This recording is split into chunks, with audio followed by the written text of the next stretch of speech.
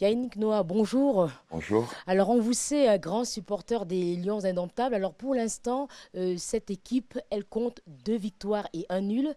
Est-ce que ça vous rassure? Est-ce que vous êtes inquiet pour la suite de la compétition? Non, non, l'inquiétude ne doit pas avoir de place aujourd'hui. La première phase est une phase toujours un peu compliquée, où on prend ses marques, on prend ses repères, que ce soit sur le terrain aussi, dans tout l'environnement, on sent l'ambiance. Vous savez que pour un match joué, il y a 3 jours en dehors où il faut apprendre, réapprendre à trouver ses marques, vivre ensemble. Donc, ouais, le Cameroun termine premier du groupe. La première étape, c'est de passer ces premières phases dangereuses. Euh, on s'aperçoit depuis le début de la compétition que le temps des petites équipes n'existe plus. Tous les joueurs, toutes les équipes ont de forts potentiels. Donc oui, on a passé cette première phase et maintenant voilà, c'est une autre CAN qui commence. Et il n'y a pas de raison d'être inquiet. Face aux Comores qui nous ont quand même parfois menacés, hein. Oui, encore une fois, toutes les équipes, il faut les respecter. Il y en a qui jouent, nous on joue parce qu'on sait très bien, on sent très bien, vous l'avez vu autour des stades, pas seulement au stade, cet engouement populaire autour de l'équipe. C'est très important pour l'équipe du Cameroun de bien jouer, parce que quand l'équipe gagne, c'est tout le pays qui est heureux. Mais c'est aussi la même chose pour d'autres pays. Quand on voit l'aventure merveilleuse des Comores, qu'est-ce que c'est tellement beau. Et vous imaginez bien que ces joueurs-là, sur le prochain match, vont jouer plus qu'un match de foot. Ils vont jouer leur vie contre le pays organisateur. Ils n'ont rien à perdre. Donc oui, ça va être compliqué. Comme tous les matchs sont compliqués. Alors, vous êtes plus qu'un supporter parce que je lisais qu'il y a quelques années, les Lions indomptables n'avaient plus d'équipementier et que grâce à vous, ils ont eu un nouvel équipementier. Est-ce que vous pouvez nous raconter un peu comment ça s'est passé? Je suis, en fait, à mon époque de joueur, j'ai été avec le Coq Sportif durant quasiment toute ma carrière. Il s'est trouvé qu'après ma carrière, j'ai entretenu des liens avec la marque très forts. Et en fait, je suis en contrat avec le Coq à vie. C'est assez rare dans le monde du sport qu'un athlète qui a arrêté ses activités ait un lien. Donc, je suis au conseil d'administration.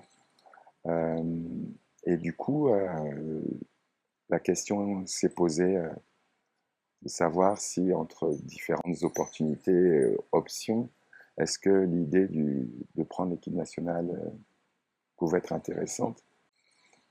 Il y avait le pour, le contre. Et quand on m'a posé la question, est-ce que je pensais que on devait accompagner l'équipe, être partenaire de l'équipe, évidemment que j'ai poussé. Évidemment que j'ai poussé. Euh, Parce que bah, je fais partie de cette marque, que j'ai un lien forcément étroit avec le Cameroun, les Lions, et que c'était important non seulement qu'on essaye de- d'accompagner l'équipe nationale, les équipes nationales, parce qu'on parle des garçons, des filles, des jeunes, et puis de l'avenir aussi. Donc c'est un projet qui m'intéressait parce ça me paraissait logique, en étant maintenant installé ici à nouveau, de pouvoir participer au maximum à l'amélioration, que ce soit des équipements, mais au-delà, accompagner les jeunes. On a des ambitions au-delà de l'équipe. Et ouais, je suis très content qu'on ait pu faire ça. Hmm. Alors vous, vous avez été dans ce team hein, des Lions indomptables. Est-ce qu'il y a quel est le meilleur souvenir que vous gardez? Est-ce qu'il y a une anecdote que vous pouvez nous raconter? Il y en a tellement, mais la première chose, c'est qu'après notre première rencontre et nos premières discussions, est arrivé le jour du premier match. Et c'était la première fois que je me retrouvais dans le vestiaire des Lions indomptables. J'étais, c'était une grosse émotion pour moi. J'étais dans les vestiaires des équipes de France. Jamais eu l'honneur de, d'être au cœur du vestiaire des Lions. C'était en 96, je pense. Je pense peut-être un peu plus tard, je me souviens plus, il y a une douzaine d'années, je crois, une dizaine d'années. Et, euh, et en fait, les Lions font les prières, font les deux prières ensemble. Prière pour les musulmans et les prières des catholiques de Notre Père. Et j'ai été très ému. J'ai compris beaucoup de choses. On se demande toujours pourquoi ce pays, qui est au milieu de tous ces pays aux alentours qui se sont déchirés, pourquoi on arrive toujours à nous avoir une stabilité malgré tout. Euh, et c'est ça, c'est l'acceptation de l'autre. Nous sommes un pays catholique, musulman, protestant traditionnel, beaucoup d'ethnies, mais on vit ensemble. Et, euh, et les lions indomptables sont les représentants du pays. Et comment vivent les représentants du pays? Ils vivent ensemble. Vous savez, ici, on dit on est ensemble. Mhm. Et ça m'avait vraiment touché. Parce que je venais de France où il y a des cassures.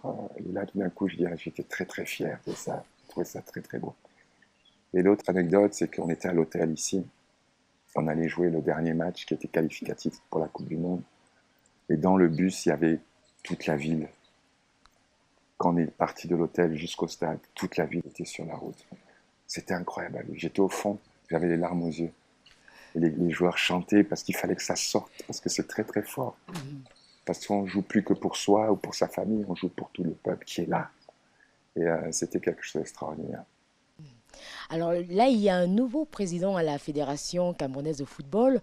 On se dit, tiens, ce serait bien de voir Yannick Noah et Samuel Eto'o travailler ensemble. Est-ce que vous avez ensemble des projets? Est-ce que c'est des pistes qui ont été évoquées? J'étais très proche de Seydou. Euh, Son papa était le meilleur ami de mon père. Euh, j'ai des souvenirs d'enfance avec le papa de Seydou, Bonbon Joya. C'était vraiment la famille. Maman jouait au basket. Seydou était président de la fédération. Pas Seydou, son papa était président de la fédération. C'était bien très, très. Papa est parti il y a 4 ans et le père de Seydou et Seydou était là ce jour-là. Et quand Seydou est devenu président, naturellement, j'étais très proche de lui. Et puis il y a la vie, et puis il y a la politique, il y a la vie. Et il se trouve que maintenant c'est Samuel qui est qui a été un des meilleurs joueurs du monde, si ce n'est le meilleur, qui est président de notre fédération. C'est autre chose, dans le sens que c'est différent. Samuel m'appelle grand frère. Bon. Et j'ai été, comme tous les Camerounais, son admirateur, son fan. Tout ce qu'il a fait dans sa carrière, c'est extraordinaire. Maintenant, il est président depuis peu. Il faut lui donner le temps de s'installer. On est souvent impatient. Faut lui donner le temps. Il vient d'arriver à peine un mois. Donc là, il y a la CAN en plus. C'est beaucoup de choses qui se mettent en place, beaucoup de choses sur lesquelles il doit travailler. On a le temps, on est ensemble. Alors, je pense que les connexions sont faites et puis le temps que tout se mette en place progressivement, en fait. Oui, si Samuel pense que je peux l'aider, je serai là. Il le sait, peut-être qu'il n'en aura pas besoin et ça sera très bien aussi, il n'y a pas de problème. Maintenant, vous êtes définitivement installé au Cameroun? Je suis parti d'ici à 12 ans. J'avais 12 ans avec ma raquette et une valise avec un billet aller. C'est jeune. J'ai joué au tennis, j'ai joué pour l'équipe de France.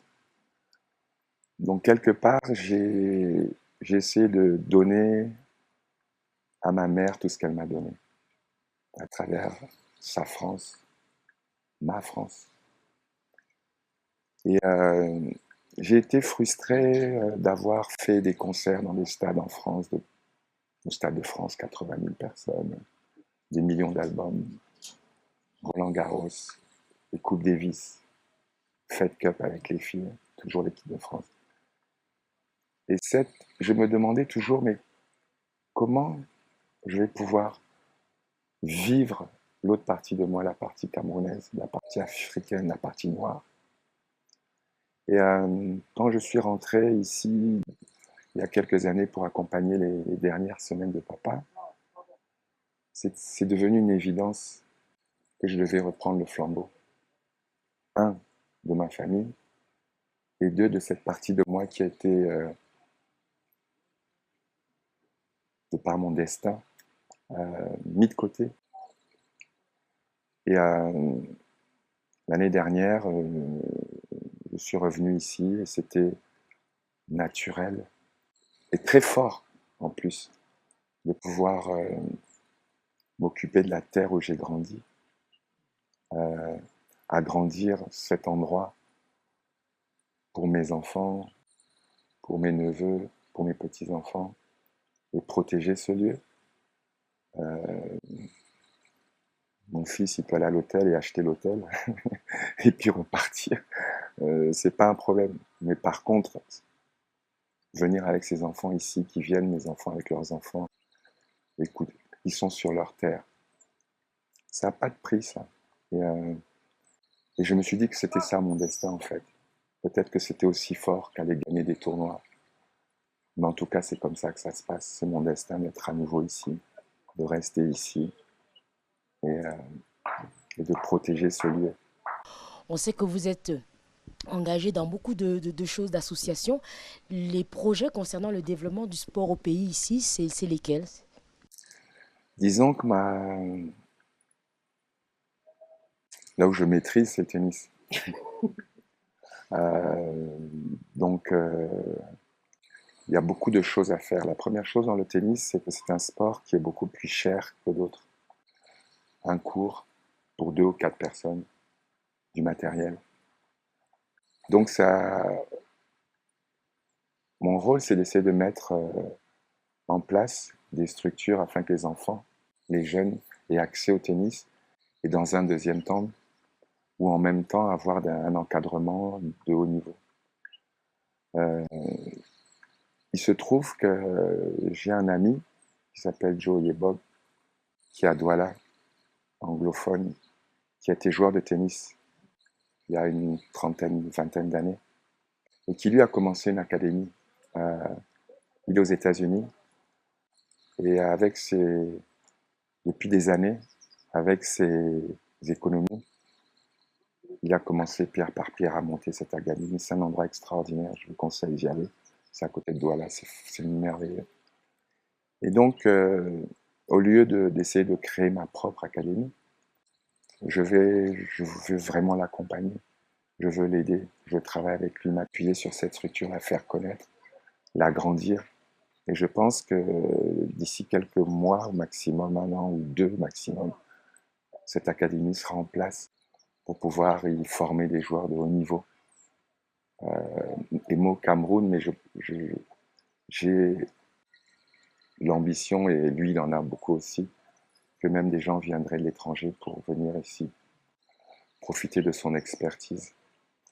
Euh, donc voilà, au niveau du tennis, c'est un peu ça. Il y a d'autres petits satellites sur le tennis club de Yaoundé, le tennis club de Douala, on pourrait faire des choses.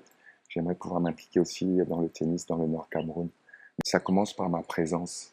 Il faut que je sois là. Il ne s'agit pas juste d'envoyer des gens, il faut que je sois présent.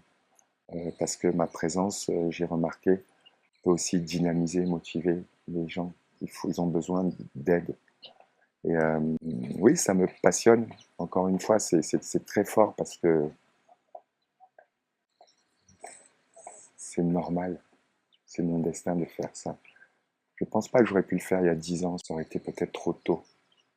Là, maintenant, comme je vous disais, ma base, c'est ici.